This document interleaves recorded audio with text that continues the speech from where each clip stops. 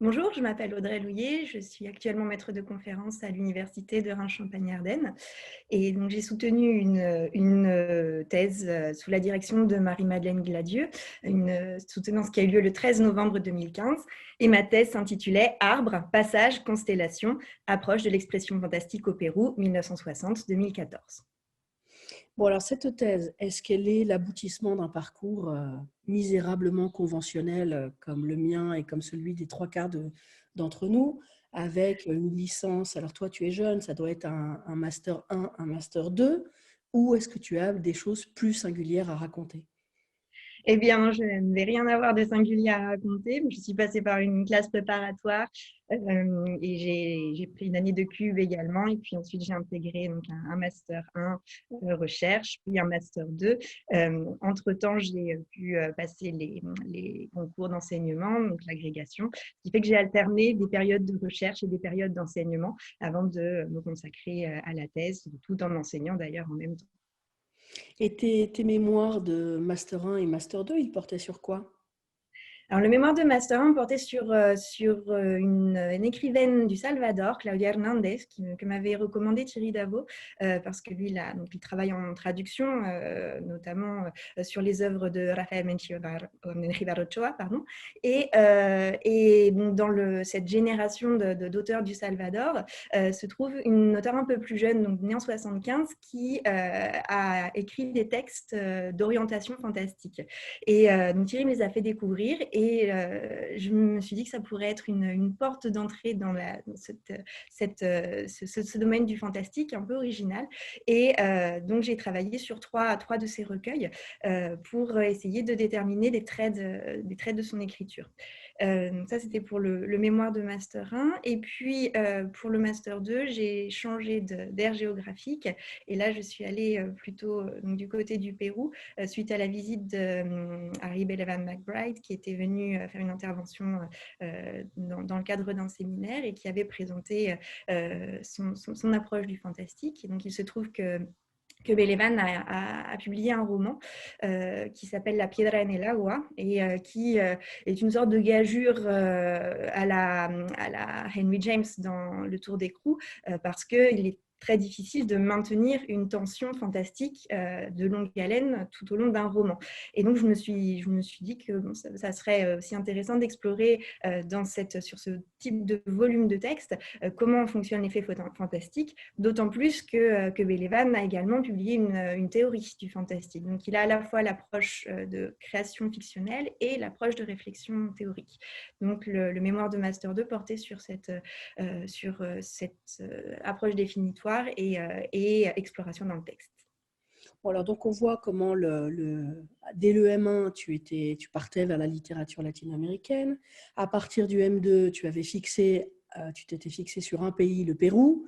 Et donc, à la convergence de tout ça, de ces choix qui s'affirment progressivement, comment on arrive à ce sujet de thèse précisément? Il y a eu quand même des écarts sur le chemin, puisque lors de la première année de thèse, je n'avais pas l'intention de me focaliser spécifiquement sur le Pérou.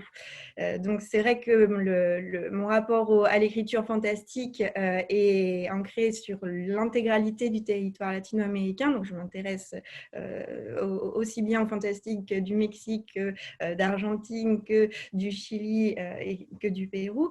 Mais j'ai un souvenir très précis ça remonte assez loin, au collège, quand on avait travaillé sur la soga, la nouvelle La Soga de Silvina Ocampo. Je me suis dit, mais comment est-ce qu'il est possible d'écrire et de concentrer en une page tous ces effets sur le lecteur. Donc, c'est resté très ancré. Je savais que ce serait sur le fantastique que je voudrais travailler.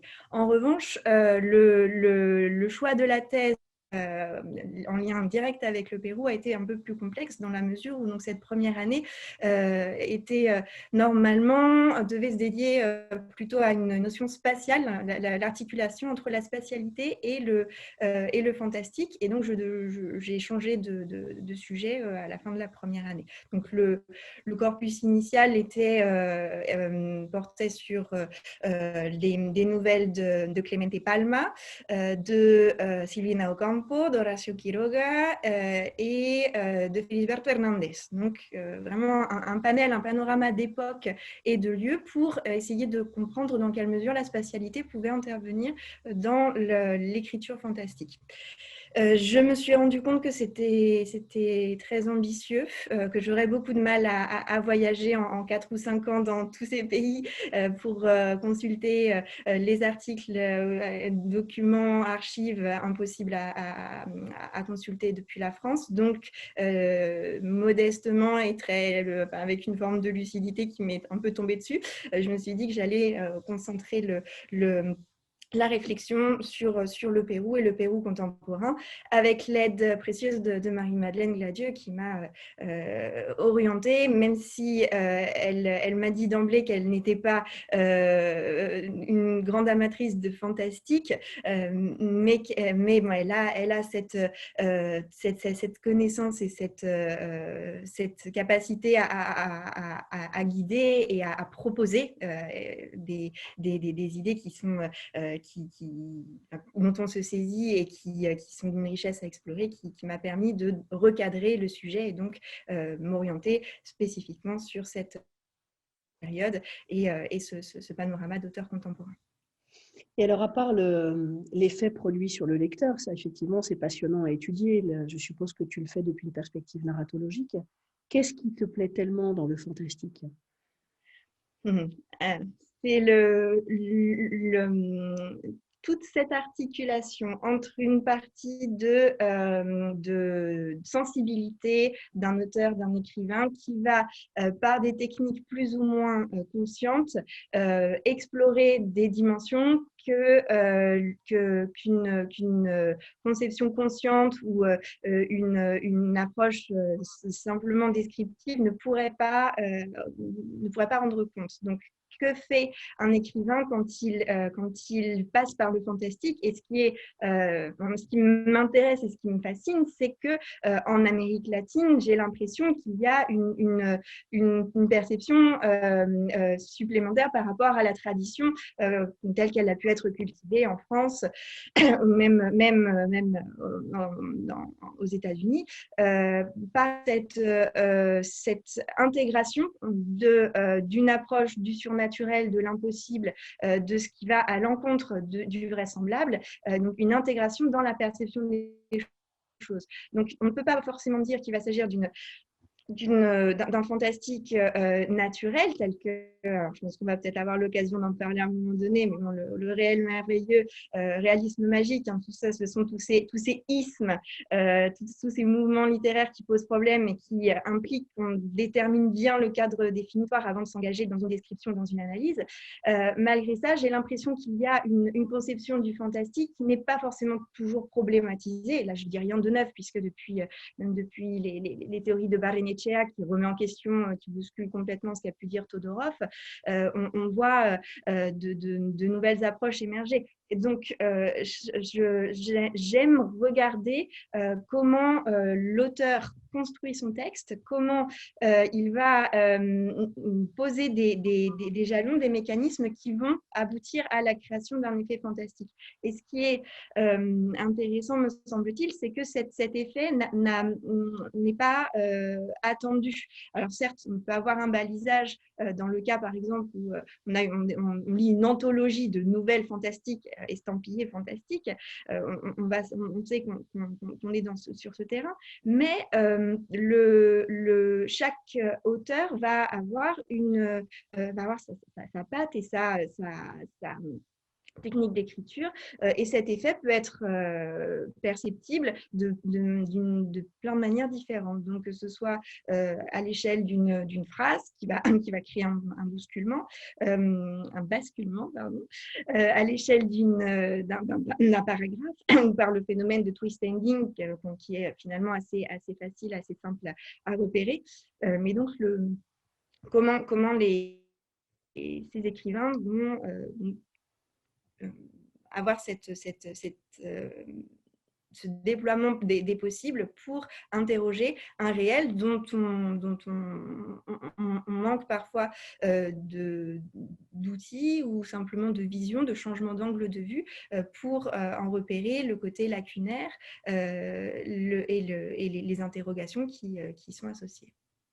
Donc, alors, il y aurait dans ton cas, vraiment, c'est à titre personnel que je te pose cette question. Au-delà, je répète, du plaisir textuel, est-ce qu'il y a tu es une exploratrice du réel, tu veux, comme Cortázar, pousser les portes, te glisser dans les brèches pour tirer un tout petit peu plus de la substantifique moi du réel, ou est-ce que c'est une posture, parce qu'en fait, c'est pas excluant, une posture compensatoire mais je voudrais tellement que il y ait des surdimensions. En fait, la question que je veux savoir, c'est est-ce que c'est un goût pour le fantastique qui te ramène ici et maintenant ou qui t'amène in fine vers la science-fiction, vers les autres planètes et compagnie, ou est-ce que pour toi, la frontière s'arrête au-delà de la couche d'ozone, en gros? C'est intéressant comme question. Je crois que la science-fiction ne m'intéresse pas. Enfin, là, j'en parle à titre personnel. J'ai beaucoup de mal à me plonger dans ces textes, même si j'ai dû le faire pour justement déterminer les limites entre les différentes ères. Le principe de l'exploration par la science, pour moi, atteint dans la littérature des points de contact qui me semblent moins nombreux. Dans le cas du fantastique, on arrive à trouver des jonctions, des espaces de contact et de réflexion qui touchent à l'inconscient, qui touchent je pense qu'on aura peut-être aussi l'occasion d'en parler, à cette notion d'arrière-texte, donc à ce qui est présent plus ou moins consciemment du point de vue de l'écrivain, du point de vue du lecteur aussi, quelles vont être les connaissances du lecteur, de l'environnement et du déploiement de l'univers de l'écrivain, et ce qui se joue entre les deux.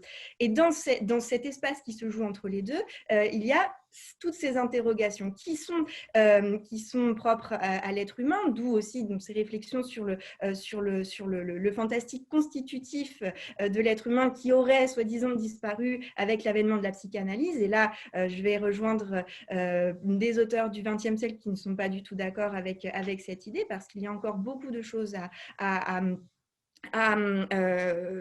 concevoir et à repérer dans des productions textuelles qui vont révéler des aspects qui, certes, par la psychanalyse et l'exploration de la conscience, vont avoir une forme individuelle, mais qui, par la littérature, vont être partagés. Et donc, le principe de pouvoir poser ces questions dans l'entre-deux, générer un malaise, générer une interrogation, ça m'intéresse. Donc, finalement, la science-fiction, pour moi, va créer un univers homogène, comme le merveilleux va créer un univers homogène, alors que le fantastique va plutôt avoir tendance à générer ces questions et sur le terrain de la réflexion et du partage.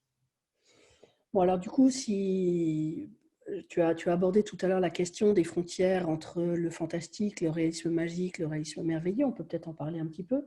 Quand je prends Melquiades dans son temps de solitude et qu'il part sur son tapis volant, on est dans le fantastique, dans le merveilleux, dans le n'importe quoi, on est où là? Alors, on est d'accord qu'on sort du Pérou et qu'on est donc là dans une autre ère géographique avec un écrivain, García Márquez, qui a, je crois, lui-même développé son propre univers et son propre réalisme magique. On va dire que c'est l'expression qu'on va peut-être employer le plus fréquemment à propos de lui. L'essentiel pour moi, c'est de savoir si on parle déjà du fantastique dans son sens le plus ancien, le plus ancestral, qui est donc ce que je définis comme une division de deux plans qui vont se rencontrer, ou alors si on est dans une définition plus précise du fantastique. Bon, Melquiades qui vole sur son tapis volant ou léviter en prenant du chocolat ou ces éléments-là, je les rattache visuellement à ce que peut faire Chagall, par exemple, en peinture. Et on peut remonter à Franz Rau et à cet emploi d'origine européenne de l'expression de réalisme magique. Qu'est-ce qui se passe dans ces images visuelles-là qui sont poétiques aussi? C'est une proposition d'un élément construit. Donc, on va faire entrer en collision dans cet univers réel et vraisemblable et un élément magique. Mais la différence par rapport au Fantastique de Cortázar, par exemple, c'est que il n'y a ces éléments surnaturels ne vont pas générer un sentiment de gêne, un sentiment de malaise, d'inconfort et une problématisation du réel. Le réel n'est pas problématisé, il est présenté comme tel. Et c'est la même chose dans le réel merveilleux. Si ce n'est que pour les écrivains, vraiment, je pense que pour pouvoir bien travailler de manière méthodique avec ces éléments tellement fuyants, il faut aller chercher les approches ou les définitions des auteurs eux-mêmes. Donc, aller chercher ce qu'en a dit Uslar Pietri, ce qu'a pu en dire Carpentier, comment a pu le concevoir Asturias, et lire leurs textes, les écouter en interview aussi, parce que je trouve qu'il y a des choses qui passent. On a la chance aujourd'hui d'avoir recours, et ça peut être un conseil aussi que je pourrais donner aux doctorants, d'écouter les écrivains parler. Il y a une chance qu'on a aujourd'hui de pouvoir consulter ce genre de choses. Donc, voir leur définition. Et à partir de ce qu'ils en disent, les confronter au texte. Et donc, pour en revenir au réalisme magique, cet univers qui est créé n'étant pas problématique, il va générer chez le lecteur peut-être une curiosité, un amusement, une lecture qui va, dans cet événement impossible, va porter un éclaiage sur une époque ou sur la trame narrative, mais ne va pas susciter l'interrogation. C'est pour cette raison que dans le travail définitoire que j'ai pu faire, donc j'ai repris ces définitions de base et je les ai fait dialoguer entre elles. Et je me suis aperçue qu'il y avait plus ou moins de proximité en fait entre ces approches. Par exemple, le merveilleux va être très éloigné de la dystopie. En revanche, le fantastique va être très proche du policier. Et donc, ce sont ces apparences de proximité que j'essaye de repérer pour ensuite voir s'il y a des racines communes, des origines assez proches qui ont ensuite donné des développements dans les différents textes. Donc, c'est une méthode que j'ai choisi d'adopter parce que c'est facile de travailler avec des catégories pour commencer à poser des différentes des différences et puis comment dire ensuite, quand on a généré ou repéré ces catégories, voir comment elles se rejoignent, elles se distinguent, et puis ensuite donc les confronter au texte et se rendre compte que finalement ces catégories ne servent à rien parce que c'est pas ça. Mais je crois que c'est un peu la quadrature du cercle dans notre travail et qu'on est amené à établir des contours et les mettre à les textes qu'on peut lire, surtout quand on a un corpus assez varié d'auteurs complètement tous différents les uns des autres. Moi, j'ai choisi d'avoir une soixantaine d'auteurs, considérer chacun des textes comme peut-être des échantillons. C'est un travail d'entomologiste. Hein. Je vois les textes comme des spécimens et puis je les regarde. Je les observe avec les outils d'analyse plus ou moins précis et en cours de précision et qui surtout, et ça je pense que c'est aussi très important, qui doivent entrer en dialogue avec les approches d'autres critiques, d'autres théoriciens pour pouvoir les affiner ou mettre en question dans des révolutions de lecture et de travaux.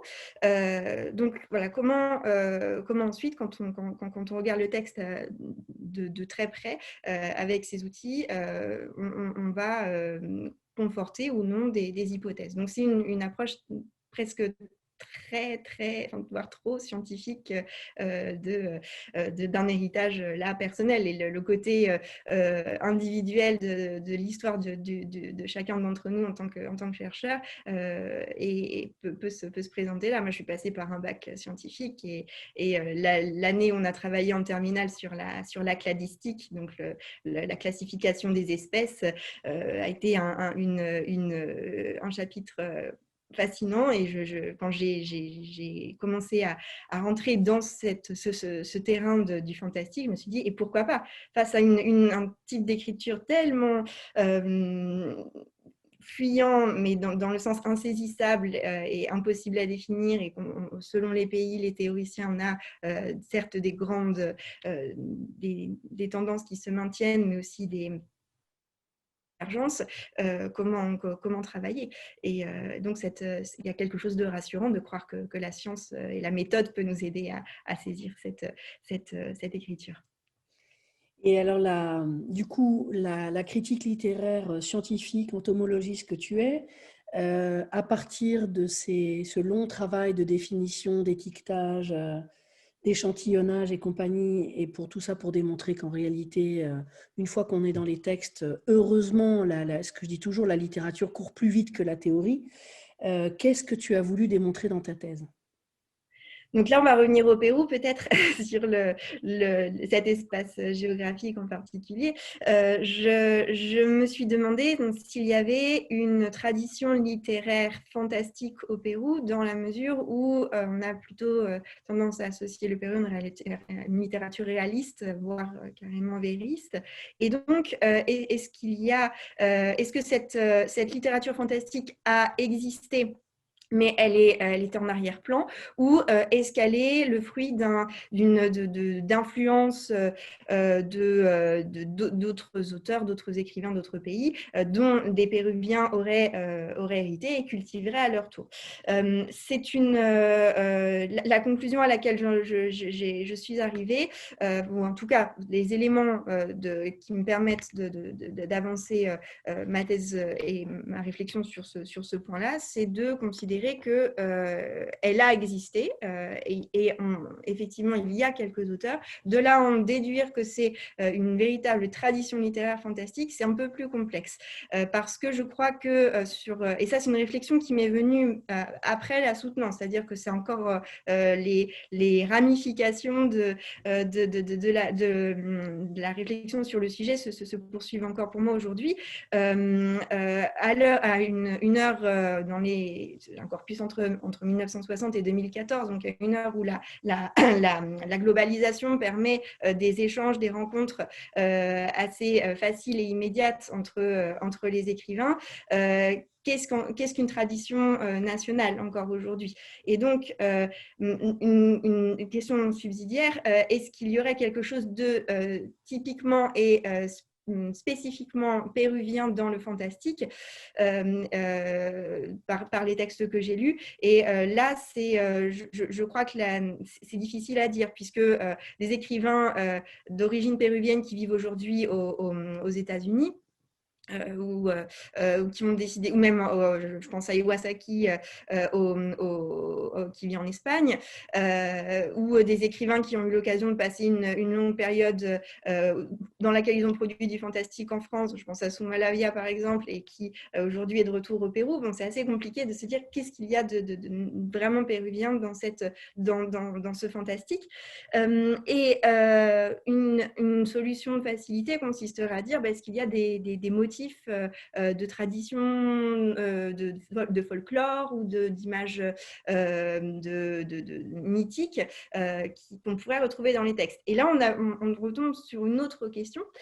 Pourquoi? Parce que finalement, dans c'est le deuxième temps de ma démonstration dans le travail de thèse, c'est que le fantastique présente cette particularité de fonctionner sur un texte et pas seulement des motifs. Donc, un motif donné va pouvoir être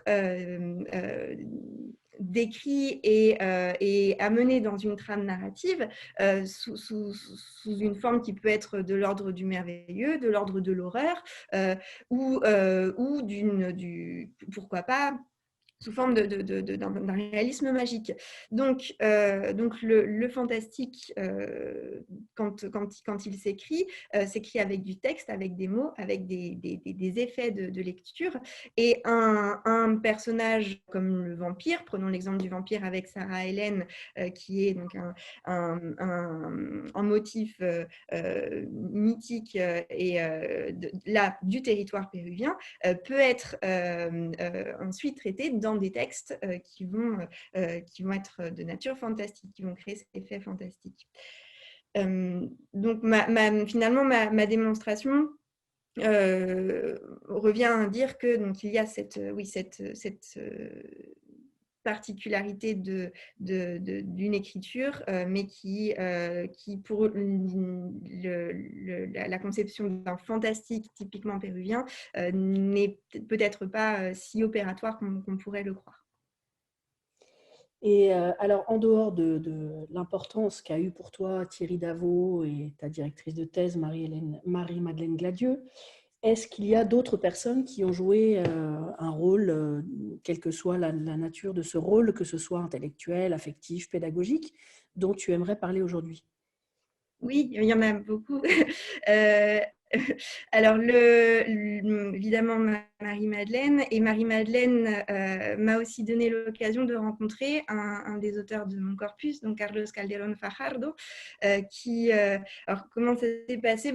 Tout bêtement, justement, à cette époque où j'envisageais de réorienter le sujet vers le Pérou, Marie-Madeleine m'a mis entre les mains donc, ce roman de Carlos intitulé El viaje que nunca termina, donc, qui reprend cette histoire d'une femme vampire qui aurait migré de l'Irlande jusqu'au Pérou en longeant les côtes du Brésil, du Chili, après avoir dévoré les membres de l'équipage, et qui se serait retrouvée à Pisco, donc au Pérou. Ce roman est le premier volume d'une tétralogie de Carlos. Et donc j'ai découvert alors là une vision de l'époque, déjà du fantastique classique traditionnel, et puis aussi il y a des implications politiques dans le discours de Carlos, parce que le fantastique et le politique ne sont pas de dimensions excluantes, elles peuvent tout à fait se combiner de manière métaphorique et poétique, mais aussi de manière structurelle et dans un discours de critique de société. Et donc, c'est quelque chose qu'on repère chez Carlos. Alors, Carlos, j'ai pris contact avec lui avant de me rendre au Pérou, parce que j'ai bénéficié d'une bourse de la Société des hispanistes de France pour pouvoir mener des recherches sur place. Et donc, c'est une des personnes que j'ai souhaité rencontrer dès mon arrivée à Lima. Et ça a été une rencontre merveilleuse, parce que quand on a la chance de connaître les auteurs qui constituent son corpus de recherche, ça donne un volume, une ampleur, une réalité aussi à cette recherche qui est plaisante et qui permet non pas seulement de dialoguer avec des livres, mais de dialoguer avec des personnes. Et donc, Carlos a aussi donné de l'épaisseur à la ville de Lima, aux rencontres avec d'autres écrivains, parce que j'y suis allée au moment de la Feria del Libro. Et il a été un guide pour moi, animé d'une générosité et d'une envie de partager, de faire découvrir, que ce soit du point de vue gastronomique, une culture vraiment qui est une une vision du monde et avec une exigence intellectuelle. Je me souviens qu'on a eu des débats à propos de Todorov, notamment à Miraflores, où on n'était pas d'accord et on était heureux de ne pas être d'accord. Donc c'était pour moi au-delà de ce qu'on peut avoir l'occasion d'expérimenter, de moments de colloque ou de journées d'études avec des chercheurs spécialisés. Là, il y avait aussi l'idée d'échanger avec un écrivain et donc avec sa dimension créative fictionnelle qui était très, très agréable. Donc, Carlos fait partie de ces personnes qui ont pu être importantes dans ce parcours. Je pense aussi à David Roas, donc, qui est un théoricien espagnol du fantastique contemporain. Ma rencontre avec lui est passée d'abord par un livre. Je suis tombée par hasard sur la théorie qu'il avait publiée en 2011 dans une petite librairie à La Corogne un matin, une petite librairie indépendante. Et là, je me suis dit qu'il serait important que je prenne contact avec lui. Et les échanges qu'on a pu avoir ont été peu nombreux, mais ça a été aussi très, très formateur pour moi. Il m'a permis de rejoindre un groupe d'études du fantastique qui est donc installé à la Autonoma de Barcelone. Là, j'ai pu rencontrer une famille de chercheurs, ce sont un peu des frikis dans le domaine du fantastique, donc une famille de chercheurs et d'horizons internationaux, des chercheurs espagnols qui travaillaient sur le Mexique, sur le Pérou, et sur des aires qui n'étaient pas exclusivement littéraires aussi.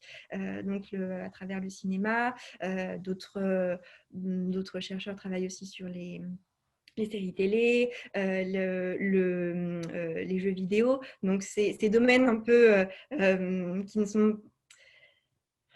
on ne va pas dire secondaires, mais qui sont peut-être moins considérés ou moins pris au sérieux actuellement et qui finalement ont leur place aussi en tout cas dans le fantastique, dans les déclinaisons possibles, puisque je pense aux séries et aux films, le cinéma n'est pas exclu du tout des recherches actuelles, mais bon, ce sont des aires qui apportent de nouveaux jalons théoriques pour envisager le fantastique dans sa dimension visuelle.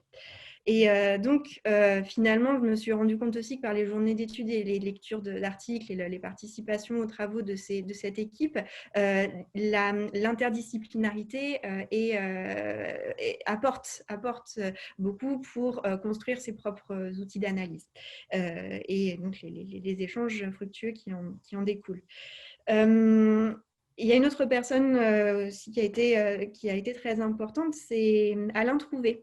Donc Alain Trouvé est un collègue de l'Université de Reims qui a dirigé avec Marie-Madeleine Gladieux, avec Jean-Michel Potier et plus récemment avec Christine Chaulier, un séminaire qui s'intitule Approche interdisciplinaire de la lecture. Et ce séminaire, j'ai commencé à y assister en tant qu'étudiante et je me suis rendu compte là aussi de cet enrichissement par d'autres disciplines. Et Alain est une personne qui m'a permis de poursuivre ce décloisonnement que j'avais vécu en classe préparatoire, dans lequel on travaillait des sujets très variés. J'ai eu beaucoup de mal à renoncer, ou du moins à me spécialiser dans cette ère hispano-américaine et laisser tomber la littérature de langue anglaise, de la littérature française contemporaine, parce que nécessairement par manque de temps, parce qu'il faut enseigner et que les cours demandent un temps de préparation et de mise en œuvre assez long, et puis que quand on se spécialise dans un domaine, on se rend compte aussi des multiples aspects, lectures à développer, et donc j'ai dû accepter de renoncer à certaines choses, et le séminaire m'a toujours permis d'avoir des éclairages nouveaux, différents, et de me ramener aussi à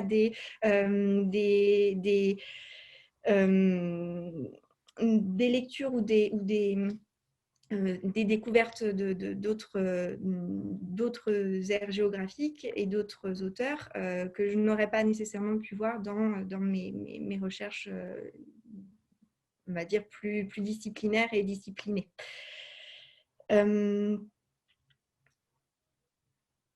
Peut-être encore une personne aussi, si je peux, parce qu'il y a tellement c'est une question de sensibilité dans tout ça, mais je pense à Rosalba Campra, qui est une spécialiste théoricienne du fantastique et qui, alors elle, pour le coup, m'a montré ou m'a fait sentir aussi la poésie qu'on peut trouver dans le fantastique. Pourquoi ? Parce que c'est par le recours à des métaphores ou ce côté secondaire ou parallèle de ce que peut nous dire le fantastique entre les lignes peut être interprété parfois de manière, cet adjectif escapiste qu'on a tendance à employer pour reprocher le manque d'ancrage du fantastique dans le réel. Rosalba Campra m'a permis de confirmer qu'on peut à la fois concevoir une approche très rigoureuse et très méthodique et en même temps y associer, parce que le fantastique nous y invite, cette dimension poétique et métaphorique. Bon, alors, à part le très exigeant, précis paramétrage, périmétrage de tes notions, les étiquettes, etc., est-ce que tu as rencontré des difficultés propres à ton sujet ou des difficultés en général pour faire ta thèse? Et quelles sont les solutions que tu as trouvées pour les résoudre? La constitution du corpus a été un élément complexe parce que, effectivement, si on travaille sur des nouvelles fantastiques, donc il faut réfléchir sur quelles sont les nouvelles qu'on va regrouper. Donc, je suis partie pour résoudre ça, ça a été assez... J'ai rayonné à partir de points centraux. Donc, j'ai choisi des anthologies intitulées Anthologie de littérature fantastique, donc, considérant que les éditeurs avaient déjà fait une première sélection, qui est discutable, etc., mais qui me permettait d'avoir un premier point de départ. En revanche, ce qui se passe dans ce type de sélection, c'est qu'on découvre un auteur et puis on décide de lire d'autres nouvelles de cet auteur et le corpus s'étire et s'étend. Et donc, il faut ensuite rester honnête par rapport à ces choix. C'est-à-dire, est-ce que je conserve un texte parce qu'il me plaît et qu'il va me permettre de conforter ma théorie, ou est-ce qu'au contraire, je conserve ce texte parce que justement, c'est un contre-exemple. Et m'arriver de faire les deux. Alors, soit parce que vraiment par choix de passionné et dans l'approche narratologique qui constitue la deuxième partie, la notion de passage me semblait vraiment pertinente, ou au contraire, j'ai gardé certains textes pour montrer que non, là, le fantastique n'était pas... ne fonctionnait pas, ou en tout cas la démonstration que je voulais montrer indiquait là que le texte n'entrait pas dans cette logique. Ce qui est génial, je veux dire par là que ça permet de justement confronter sa théorie à une réalité et beaucoup plus éclairant quand on a des réponses négatives et qu'on constate que les choses ne marchent pas, plutôt que des affirmations qui, à un moment donné, seront peut-être remises en question. Donc, c'est multiplier des échecs de démonstration peut aussi avoir une vertu constructive dans la théorie. Quelles autres difficultés? Le temps, bien sûr. Bon, ça, je pense que ça concerne tous les doctorants qui s'imposent un calendrier et qui doivent donc rédiger dans un temps limité. J'ai été amenée carrément, si ça peut être un conseil aussi pour des doctorants d'aujourd'hui, j'ai choisi de m'isoler, de choisir des espaces de travail loin du temps et loin du bruit du monde. demande. Si une maison à la campagne, chez un ami, un membre de la famille ou n'importe où peut permettre de constituer un havre de paix pour pouvoir ne pas être sollicité par des événements extérieurs, une déconcentration potentielle. Donc ça peut être bénéfique pour pouvoir prendre ce temps long et se dégager de cette immédiateté assez pénible dans laquelle on vit, où on doit avoir une exigence d'efficacité. Dans le temps de la recherche, j'ai l'impression, demande justement à laisser décanter, sédimenter, s'agglomérer pour les idées et puis ensuite reprendre donc, de manière plus posée la démonstration et l'évolution du travail. C'est les deux difficultés principales que j'ai pu éprouver. Je crois que oui, je sais. Bon, alors, au terme de ces difficultés, enfin, quand tu as résolu ces difficultés, arrive la soutenance. Est-ce que tu peux commencer par nous rappeler qui étaient les professeurs qui composaient ton jury? Oui, donc dans mon jury, il y avait ma directrice de recherche, Marie-Madeleine Gladieux. Le président du jury était Nestor Ponce. Il y avait également Sylvia Palma, Françoise Aubès et mon professeur invité, Alain Trouvé. Quel souvenir est-ce que tu gardes de cette journée? Fantastique, j'imagine, mais en dehors de ça? C'était le 13 novembre 2015, donc le jour des attentats. Alors, on va dire que l'euphorie de la fin de la journée a été malheureusement vite renversée. La journée en elle-même a été une après-midi d'échange avec les membres du jury qui a été un moment à la fois très, très dense, de tension nerveuse. Évidemment, le jour d'une soutenance, on est un peu dans ses petits souliers et on essaye de considérer ce moment comme le moment où on doit faire ses preuves, mais aussi un moment de partage et où on a la possibilité de rencontrer des personnes qui ont lu attentivement le travail. On se sent honoré de savoir que, là, en l'occurrence, 5 personnes avaient lu à 500 pages d'une production pour laquelle il y avait eu les pré-rapports, des questions, des doutes, des remises en question et des prolongements qui sont des nouvelles portes ouvertes vers d'autres projets de recherche ou des participations à des travaux futurs. Nestor Ponce m'avait proposé, par exemple, de participer à la revue America par un article qui justement traitait de la question des passages. Donc c'était dans la continuité et j'ai sauté sur l'occasion, bien entendu, et ça a été pour moi une journée qui m'a permis de passer en fait du point final de ce document papier qui a été remis, qui a été évalué, et ce côté très, très académique aux activités de recherche qui avaient déjà été amorcées par des participations à des journées d'études, mais qui là s'ouvraient d'un point de vue professionnel. Et alors, dans quelle mesure la chercheuse et l'enseignante que tu es aujourd'hui continue d'être influencée par cette thèse? Donc, sur plusieurs aspects, la thèse continue de travailler en nous de toute façon par la suite. Et puis, c'est un travail de longue haleine dans le sens où j'ai perçu une réelle différence entre un an de préparation de concours où c'est un 3 fois 500 mètres, où c'est intensif, on doit accumuler le maximum de connaissances, avoir ses fiches prêtes, être capable de conceptualiser assez rapidement et de développer les idées, alors que la thèse, c'est un marathon, un triple marathon. En tout cas, c'est beaucoup plus diffus, beaucoup plus étendu, et ça impose d'avoir une structuration de son travail qui permette de le remobiliser assez facilement quand on a décidé de s'y remettre sur un temps long.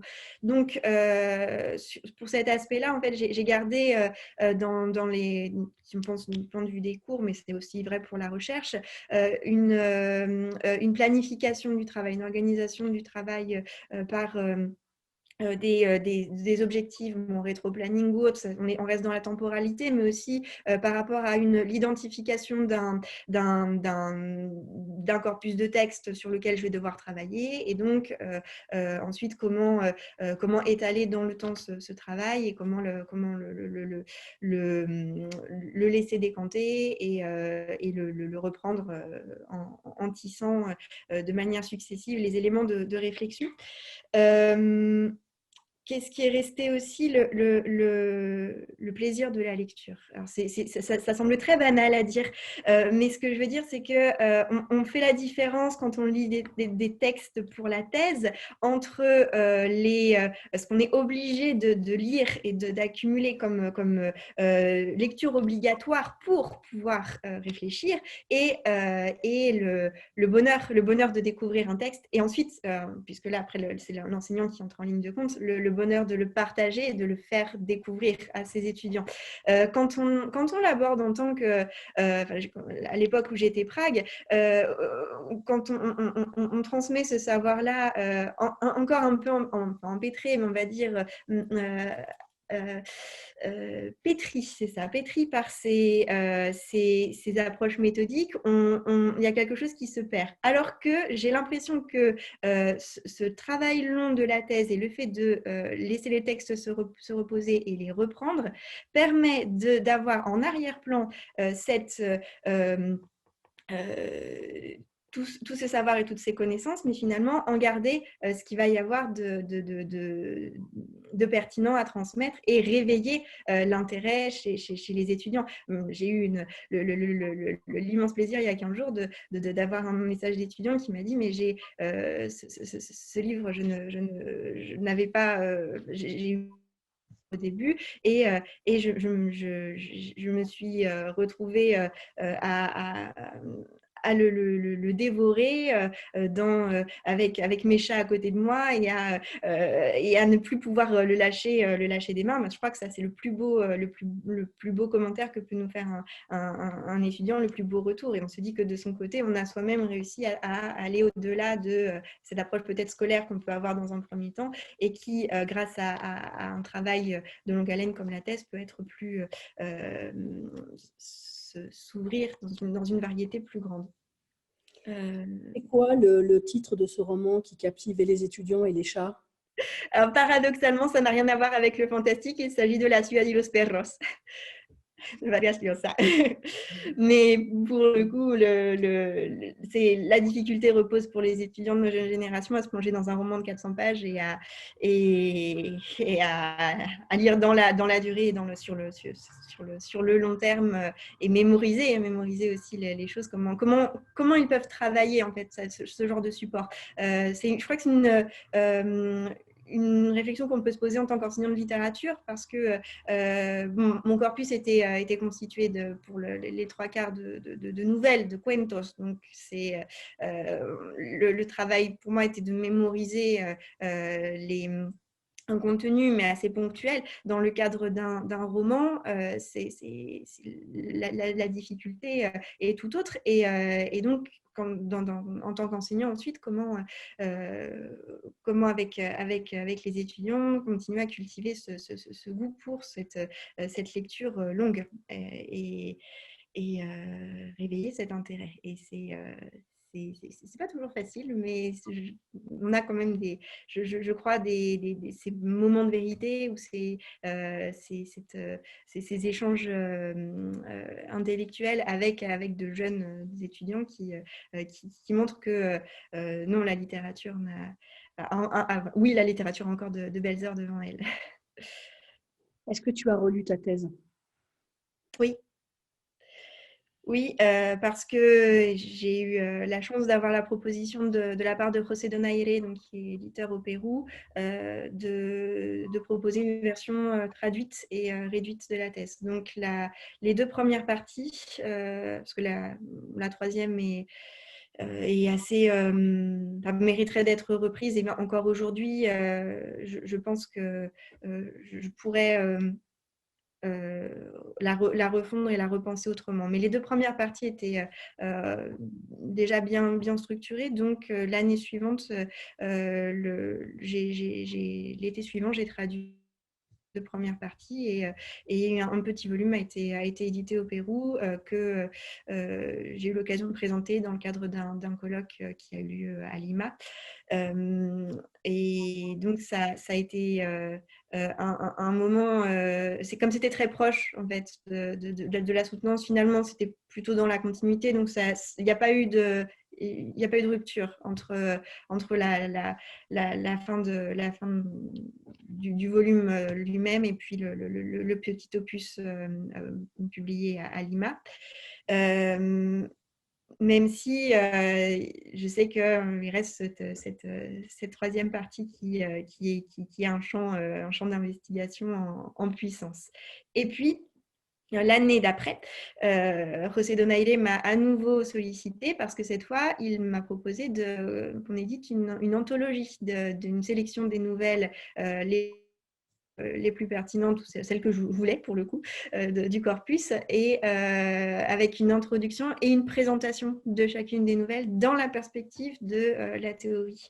Donc, il y a un dialogue entre les deux ouvrages finalement.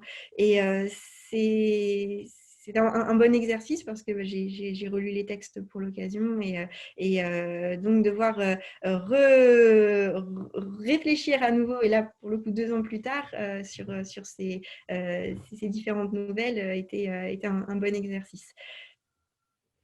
Ah, tu en as semé quelques-uns au fur et à mesure de cette conversation, les conseils aux doctorants. Est-ce que, celui que je retiens, le principal, c'est qu'il faut trouver le lieu, le temps de l'isolement pour pouvoir réfléchir tranquille, écrire tranquille. Est-ce que tu vois d'autres choses que tu pourrais conseiller aux doctorants? Être passionné par leur sujet, choisir leur orientation de travail par rapport à quelque chose qui leur tient à cœur. Alors, c'est bête à dire, hein, mais si ça devient un pensum, c'est pénible. C'est trop. La thèse engage beaucoup de l'individu. Et donc, si on n'est pas passionné parce qu'on est en train de travailler, je pense que c'est dommage. C'est un peu bête, mais c'est dommage. Donc, cet aspect de passion, d'une part. Je pense aussi un conseil aussi sur les moments de doute, parce qu'on traverse des phases où on se demande, on relit des pages et on se demande si ça veut dire quelque chose. Et donc, ce sentiment de doute, ce que je conseille, c'est de le voir comme un adversaire et pas comme... de route également, et pas comme quelque chose d'impressionnant qui ferait peur ou qui nous, enfin, ne pas se laisser envahir par le doute. On a un engagement sur 3, 4, 5 ans de travail. Ces phases d'interrogation font partie de nous, et tant que on continue de mener une réflexion, d'avancer dans la démonstration, il y a quelque chose qui se met en place, même si on n'en a pas forcément conscience directement, on en voit aussi les fruits après. Donc, être patient par rapport à ces phases de doute. Et puis, peut-être un dernier conseil, être bien entouré aussi par alors que ce soit une communauté de chercheurs ou du point de vue de la sphère familiale, individuelle, les amis, avoir aussi la possibilité de ouvrir en fait pouvoir parler de sa thèse à des personnes qui n'y connaissent rien, permet aussi justement de se replonger dans son travail avec une autre distance. Donc, les piliers qu'on peut avoir autour de soi, de personnes solides ou curieuses ou qui nous remettent un peu les pieds sur terre sont aussi. Alors pour finir, est-ce que tu peux nous lire la première phrase de ta thèse, donc l'introduction, et nous en faire un commentaire? En marge des célèbres labyrinthes borgésiens, il existe une littérature appelée fantastique au Pérou, qui est aujourd'hui reconnue à la fois dans le monde universitaire à travers l'organisation de colloques et dans le monde éditorial par la publication de nombreux recueils de nouvelles, romans et anthologies. On a fait mieux comme amorce et c'est une captatio qui est un peu réductrice et en tout cas qui manque de peps, de punch. J'aurais bien aimé faire quelque chose de plus percutant pour commencer. Néanmoins, il ne faut pas oublier que c'est quand même un travail dans lequel l'introduction est ce qu'on rédige à la fin, et donc même si on a rassemblé un certain nombre d'éléments pour la préparer, il y a une fatigue aussi qui a pu s'accumuler. Donc une phrase qui pose les jalons de départ, qui insiste sur à la fois le côté scientifique de la communauté universitaire réfléchissant sur le fantastique, et puis par les publications d'ouvrages et de textes, et une phrase aussi qui montre l'ampleur du corpus possible et qui invite ensuite à la nécessité de la restriction par le corpus choisi. Il y a quand même une revendication dans cette première phrase, même si tu la trouves molle. Il y a, oui, certes, nous avons les Borges et compagnie, mais il y a aussi mes petits Péruviens et vous allez voir ce que vous allez voir, non? Alors, pourquoi Borges est là?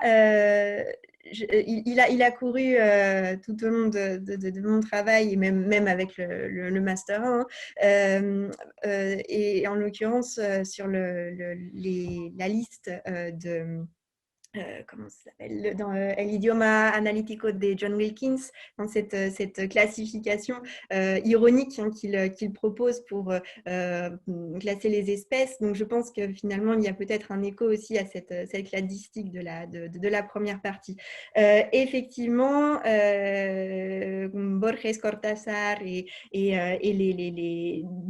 les autres, tutti quanti, tous ces écrivains du fantastique tels qu'on les perçoit en se posant depuis une posture européenne, ou du moins extra-latino-américaine, mènent à s'interroger sur l'existence d'autres écrivains, d'autres pays et d'autres manières d'aborder ce fantastique. Et finalement, en y réfléchissant bien, je reviens peut-être à ce plan initial de thèse, ou à la première année où j'ai changé de sujet. Est-ce que quand on écrit du fantastique depuis le Buenos Aires, depuis Lima, ou depuis n'importe quel espace, est-ce qu'on va l'écrire de la même manière ou pas? Eh bien, écoute, Audrey, je te remercie beaucoup. J'aime bien qu'on finisse par cette question et puis je te souhaite une bonne continuation.